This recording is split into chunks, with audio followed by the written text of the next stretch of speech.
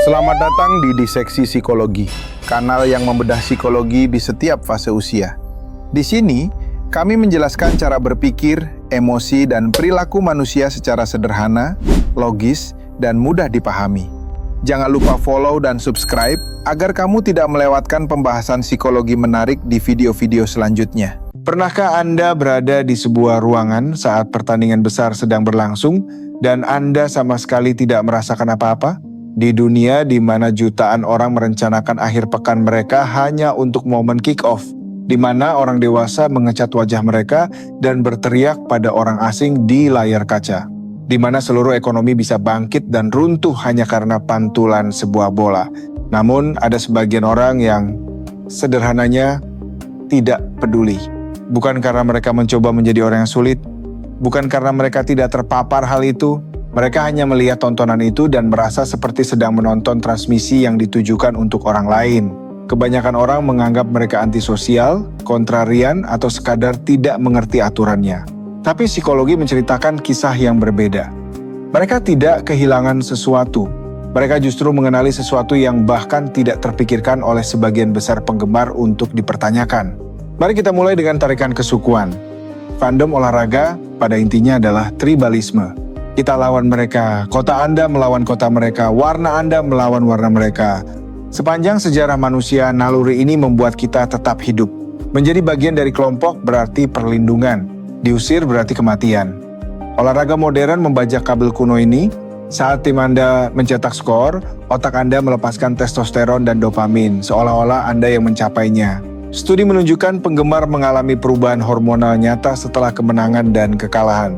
Respon kimiawi yang sama dengan leluhur kita setelah berburu sukses atau kemenangan teritorial, para peneliti bahkan mendokumentasikan ini selama pemilu. Kemenangan politik memicu lonjakan testosteron yang serupa. Otak tidak membedakan antara tim Anda memenangkan Super Bowl atau kandidat Anda memenangkan Gedung Putih. Kemenangan adalah kemenangan. Namun, inilah yang menarik tentang orang-orang yang tidak hanyut dalam hal ini. Otak mereka tidak rusak. Mereka tidak kekurangan naluri kesukuan. Mereka hanya mengembangkan ambang batas yang lebih tinggi untuk apa yang memicunya. Bagi mereka, loyalitas berdasarkan geografi terasa sewenang-wenang. Tim yang seharusnya Anda dukung ditentukan oleh di mana orang tua Anda tinggal saat Anda lahir. Pemain berganti setiap musim. Pemilik adalah miliarder yang akan memindahkan waralaba jika ada tawaran stadion yang lebih baik. Kata kita yang Anda rasakan adalah fiksi hukum yang dibungkus dalam barang dagangan. Orang yang tidak terobsesi olahraga melihat pengaturan ini dan otak mereka berkata, ini bukan suku saya, sinyal tidak masuk. Mereka tidak menolak koneksi, mereka mencarinya di tempat yang lebih otentik, dalam komunitas yang dibangun di sekitar ide bersama, kreasi bersama, nilai bersama. Ini adalah pilihan sadar untuk jenis kepemilikan yang berbeda. Satu, yang tidak diatur ulang setiap musim. Lalu ada pertanyaan tentang ruang kognitif. Otak Anda memiliki kapasitas terbatas untuk investasi mendalam. Pikirkan apa yang dibutuhkan untuk menjadi penggemar sejati. Anda perlu tahu pemain, sejarah, statistik. Ini membutuhkan bandwidth mental yang sangat besar. Ini bukan hobi, ini gaya hidup. Banyak orang yang tidak mengikuti olahraga hanya mengalokasikan ruang itu di tempat lain.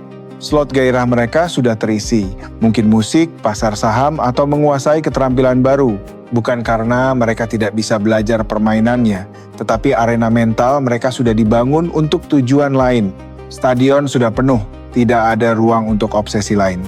Mereka telah membuat perhitungan tentang di mana energi mental itu lebih baik dihabiskan. Jam menghafal statistik versus jam mengembangkan keterampilan. Energi pada hasil yang tidak bisa dikontrol versus yang bisa. Sekarang mari kita bicara tentang neuron cermin. Sel-sel otak ini menyala saat Anda melihat orang lain melakukan tindakan.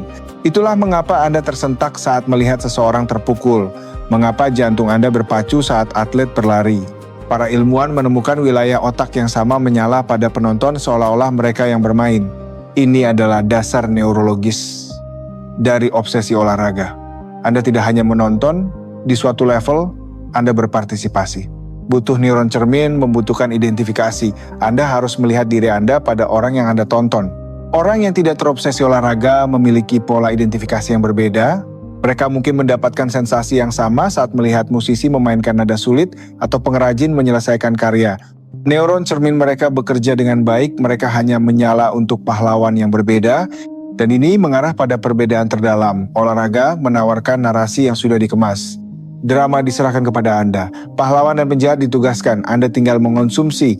Tetapi pikiran non-penggemar seringkali terhubung secara berbeda. Mereka tidak tertarik mengonsumsi narasi, mereka ingin menciptakannya. Jam-jam yang dihabiskan orang lain untuk menonton, mereka habiskan untuk membangun. Mereka tidak menunggu untuk melihat bagaimana cerita orang lain berakhir. Mereka menulis cerita mereka sendiri. Ini bukan tentang superioritas, ini tentang orientasi. Sebagian orang dibangun untuk menonton, yang lain untuk menemukan. Sekarang mari kita bahas biaya sosialnya. Olahraga adalah mata uang sosial. Ini adalah jabat tangan universal. Saat Anda tidak punya jawaban, tembok kecil muncul. Anda tiba-tiba menjadi orang luar dalam percakapan yang bisa diikuti semua orang. Orang yang home mengikuti olahraga belajar menavigasi ini. Beberapa memalsukannya, beberapa mengalihkan pembicaraan, tapi mereka juga menemukan hubungan yang tidak memerlukan pembicaraan olahraga seringkali lebih dalam. Tanpa topik default, Anda harus benar-benar mempelajari apa yang dipikirkan seseorang, basa-basi, permukaan menguap, percakapan menjadi lebih pribadi, lebih cepat. Mereka terpaksa mengembangkan perangkat sosial yang berbeda, yang seringkali melayani mereka lebih baik. Ada juga masalah kehadiran. Selama pertandingan besar, waktu berhenti. Itu adalah bentuk meditasi. Tapi non-penggemar menemukan cara lain untuk mencapai keadaan itu. Ritual mereka sendiri, bengkel, studio, instrumen, proyek yang membuat waktu menghilang. Dan pelarian itu seringkali menghasilkan sesuatu. Keterampilan yang dikembangkan, ciptaan yang selesai. Mereka tidak anti pelarian. Mereka hanya memilih pelarian dengan imbal hasil yang berbeda. Penting untuk dicatat. Mereka tidak menghakimi penggemar. Mereka mengerti daya tariknya. Mereka melihat kegembiraan itu, komunitas itu. Mereka hanya tahu itu bukan untuk mereka dan mereka berdamai dengan itu. Jadi apa kesimpulannya? Orang yang tidak terobsesi olahraga tidak kekurangan gen tertentu. Mereka hanya memilih keluar dari satu struktur kesukuan demi struktur lainnya. Mereka mengalokasikan real estate kognitif mereka untuk pengejaran yang berbeda. Mereka menghubungkan neuron cermin mereka ke pahlawan yang berbeda. Mereka memilih untuk menulis narasi daripada melihatnya terungkap di lapangan. Keheningan mereka selama pertandingan bukanlah kekosongan. Itu adalah dengungan mesin yang berbeda. Suara pikiran yang sedang membangun sesuatu, bukan menonton sesuatu. Mereka melihat transaksi waktu dan emosi, dan memutuskan nilai tukarnya tidak cocok untuk mereka. Perhatian Anda adalah sumber daya paling berharga. Kemana Anda mengarahkannya membentuk siapa Anda. Tidak ada yang salah dengan memilih untuk mengarahkannya ke tempat lain selain papan skor. Itu bukan penarikan diri dari kehidupan. Itu adalah jenis partisipasi yang berbeda, membangun kejuaraan Anda sendiri. Bagikan cerita Anda di komentar, like dan subscribe untuk pembedahan psikologi selanjutnya. Sampai jumpa.